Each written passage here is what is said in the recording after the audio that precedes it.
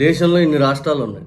ఏ రాష్ట్రంలో లేనటువంటి diesel, petrol కొరత మన రాష్ట్రంలో ఎందుకు వచ్చింది? పెట్రోల్ అన్నా అక్కడక్కడైనా ఒక లీటర్ అయినా దొరికింది కానీ డీజిల్ అసలు ఎక్కడ దొరకని పరిస్థితి.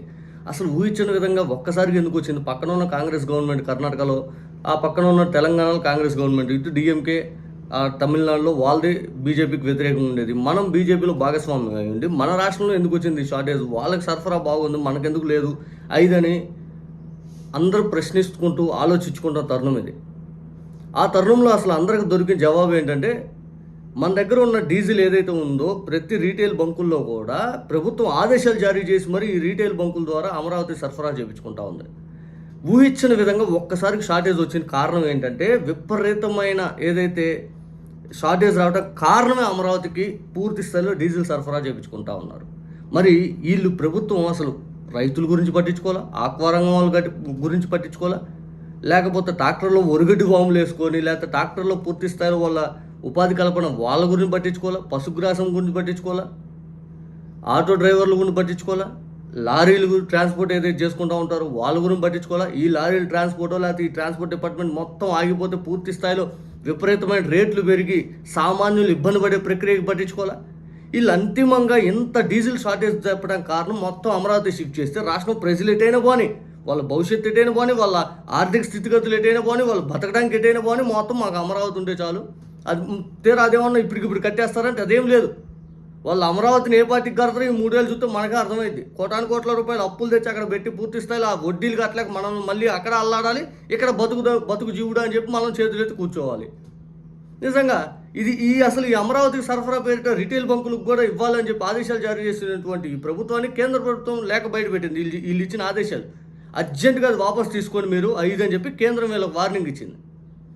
దీంతో ఈ లేఖ బయట పెట్టినటువంటి వైఎస్ఆర్ కాంగ్రెస్ పార్టీ కేంద్ర ప్రభుత్వం బయట పెడితే వైఎస్ఆర్ కాంగ్రెస్ పార్టీ క్వశ్చన్ చేస్తూ ఉంది. సజ్జల గారు ప్రెస్ మీట్ పెట్టి పూర్తిగా ఇదిగో వాస్తవాలు, ఇదిగో కేంద్ర ప్రభుత్వం ఇచ్చిన లేఖ, రాసిన లేఖ ఇది, వీళ్ళు ఇచ్చిన ఆదేశాలు లేఖ ఇది 5 అని చెప్పి బయట పెట్టి లేక రగిలిపోతూ ఉంది పచ్చ మీడియా. మీరేంటి అసలు ఇదంతా ఎందుకు పెట్టారు అంటే, జనాలు ఎడిపోయినా పర్లేదా? మీకు జనాలు ఎడిపోయినా పర్లేదా? రాత్రి మన సాంబా అయితే డైరెక్ట్ సజ్జల గారికి ఫోన్ చేస్తాడంట. సజ్జల గారు మీరు నాకు ఆన్లైన్లో రండి, టీవీ5 మీరు నువ్వు పెద్ద పోటుగాడి, మరి నీ డిబేట్ ఆయన చూడాలా? నీకు జర్నలిజంలో ఆలే రావు, ఆయన జర్నలిజంలో సీనియర్, ఆయన నీ డిబేట్ చూడాలా? నీకు కనీసం జర్నలిజం నాలెడ్జ్ కూడా లేదు నీకు. ఆయన నీ డిబేట్ చూసేది ఏంది? ఆయన నీకు అసలు మాట్లాడతాడా? నువ్వు పోరా బఫూన్ అంటాడు బయటికి. ఆయన లెవెల్కి నీ లెవెల్కి ఏముందిరా స్వామి?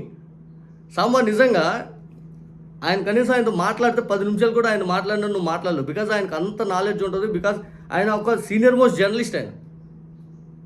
ఆయన ప్రతి ఇష్యూని కూడా ఆయనకు అవగాహన ఉండేది. గతంలో ఏం జరిగింది, ప్రతి గవర్నమెంట్ లేదు అది ఇది అని చెప్పి. నీకు కనీసం చంద్రబాబు నాయుడు ఆయన తప్పితే నీకేం తెలియదు. నీకు కనీసం చంద్రబాబు నాయుడు గారి గురించి తప్పితే ఇంకేమీ తెలియదు. మళ్ళీ నీకెందుకు జర్నలిస్ట్? మళ్ళీ ఆయన క్వశ్చన్ చేసి అంత మొగడు నువ్వు. ఒకసారి చూడండి మరి సాంబడు రాత్రి ఎంతలో రగిలిపోతాడో. సజ్జల గారికి ఫోన్ చేస్తాడంట, ఆన్లైన్లో రండి, లేకపోతే మీ ఫోన్ నెంబర్ ఇవ్వండి, మేము మాట్లాడతాం 5 అని. ఈ పోటు మొగోడు. ఇవాళ సజ్జల రామకృష్ణారెడ్డి ఒక మాట అన్నారు, డీజిల్ పెట్రోల్ అంతా కూడా అమరావతికి పోతాంది, అమరావతి కన్స్ట్రక్షన్ పోతాంది, అందుకని మీకు కొరత వచ్చిందన్నారు. సజ్జల రామకృష్ణారెడ్డి గారు ఒక్కసారి మీరు నాకు ఫోన్ లైన్ లోకి రండి. ఏం వేస్తారా వీడిని? వీడి గెటప్ కమిడియన్ రా, కమిడియన్. లేదా మీ ఫోన్ నెంబర్ ఇవ్వండి. టీవీ5 చూస్తున్నారు కదా, మీరు టీవీ5 చూస్తున్నారుగా, ఒక్కసారి మీ నెంబర్ ఇవ్వండి. అమరావతి కన్స్ట్రక్షన్ కి డీజిల్ అవసరం ఉంటుంది. ఆ డీజిల్ అనేక బంకుల నుంచి వెళ్తుంది. రాష్ట్రం అంతా సేల్స్ ఆపి అక్కడికి ఎలా తీసుకెళ్తారు చెప్పండి? అసలు తీసుకెళ్లే హక్కు ఉందా? అమరావతి దానికి సంబంధించిన యాక్టివిటీ ఫుల్ జరగాలి కాబట్టి 3 నెలలకు 27,000 కిలోలీటర్లు కావాలి అని బ్రేకప్ ఇస్తూ అది స్పెషల్ గా సప్లై చేయాల్సిందిగా కోరుతూ ఆయన రాసిన లెటర్. దీని మీద సెంట్రల్ గవర్నమెంట్ నుంచి secretary petroleum and natural gas ఆయన రాసిన రిప్లై ఇది. అమరావతి నిర్మాణ పనులకు డీజిల్ సరఫరాపై ఏపీకి షాక్ ఇచ్చింది కేంద్రం. రాజధాని పనులకు డీజిల్ సప్లైపై ఇచ్చిన ఉత్తర్వులను వెంటనే ఉపసంహరించుకోవాలని రాష్ట్ర ప్రభుత్వానికి కేంద్రం సూచించింది. రీటైల్ బంకుల ద్వారా భారీగా డీజిల్ సరఫరా చేయడంపై కేంద్రం తీవ్ర అభ్యంతరం వ్యక్తం చేసింది. రీటైల్ అవుట్లెట్ల నుంచి బల్క్ గా డీజిల్ సరఫరా నిబంధనలకు విరుద్ధమని స్పష్టీకరించింది. వేల కిలోలీటర్ల డీజిల్ ని బంకుల ద్వారా తరలించడం భద్రతకు ముప్పు అని హెచ్చరించింది. ఏపీ పౌర సరఫరాల శాఖ జారీ చేసిన కమ్యూనికేషన్లను రద్దు చేయాలని సూచించింది. ఇంకా చెప్పు ఎందుకు సంబా నువ్వు రగిలిపోయి ఓ అని గుండెలు దాచుకొని అటు ఇటు అది ఊగిపోతా ఎందుకు ఉపయోగం ఏమి నీ ద్వారా చంద్రబాబు నాయుడు గారికి 4 ఓట్లు తగ్గిపోవడం తప్పితే 4 ఓట్లు రావు. నిన్ను ఒక కమిడియన్గా చూస్తారు. ఈ టీవీ డిబేట్లు ఏంటంటే నిన్ను ఒక కామెడీగా చూస్తారు అంతే. నేను కామెడీగా చూస్తారు. నువ్వు రగిలిపోయినా లేకపోతే ఇంకోటి చేసినా ఏం చేసినా నీ డిబేట్ అనేది కామెడీ అయిపోయింది ఆల్రెడీ ఆడ. అంతకుమించి ఏం పీకేదేం లేదు ఆడ.